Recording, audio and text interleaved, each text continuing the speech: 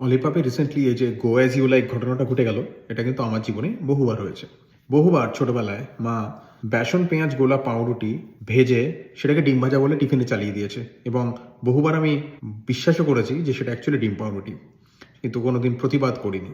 ছোটবেলায় আমার এক জেঠুর বাড়িতে একবার এঁচোড়ের একটা প্রিপারেশন খেয়ে বলেছিলাম, জেমি, মাটনটা ফাটাফাটি হয়েছে।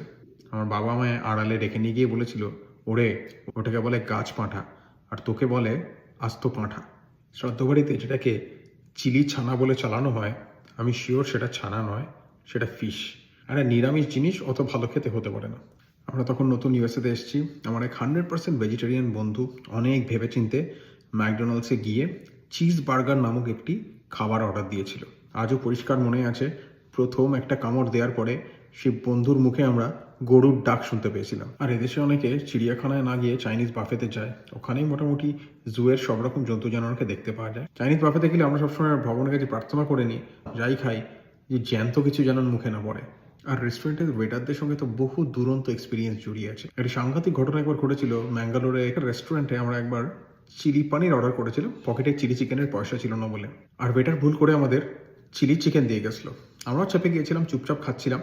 তারপরে যে সাংঘাতিক ঘটনাটা ঘটলো, সেই ওয়েটারটা ফিরে এসে আমাদের প্লেট থেকে আধ খাওয়া চিকেনের পিসগুলো একটার পর একটা করে উঠিয়ে নিয়ে চলে গেল। আমার জীবনের 174খানা হিউমিলিয়েশন ইনসিডেন্টের মধ্যে এই ঘটনাটা গিয়ে আমি নাম্বার 1-এ রাখি। এই অলিভাবের পুরো ঘটনাটা যখন আমি একটা আমার আমেরিকান বন্ধুকে বললাম, তার ফার্স্ট রিয়াকশন ছিল হোলি কাউ। আর অলিভাবে যিনি মাটন অর্ডার করে বিফ পেলেন, তাকে কিন্তু এক কথায় বলা যায় গো গেটার।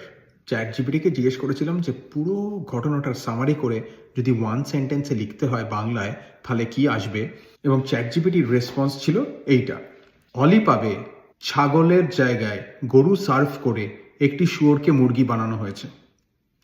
আমার মনে হয় এর থেকে বিফ ইটিং ওয়ান লাইনার বোধহয় আর হতে পারে না এই ঘটনাটা নিয়ে। এবং গোপন সূত্রে খবর আছে যে এই ঘটনাটার পরেই নাকি পাকিস্তান ডিসাইড করে যে T20 ওয়ার্ল্ড কাপের ইন্ডিয়া পাকিস্তান ম্যাচকে বয়কট করবে। আপনাদের কি মনে হয়, এটা কি কোইন্সিডেন্স?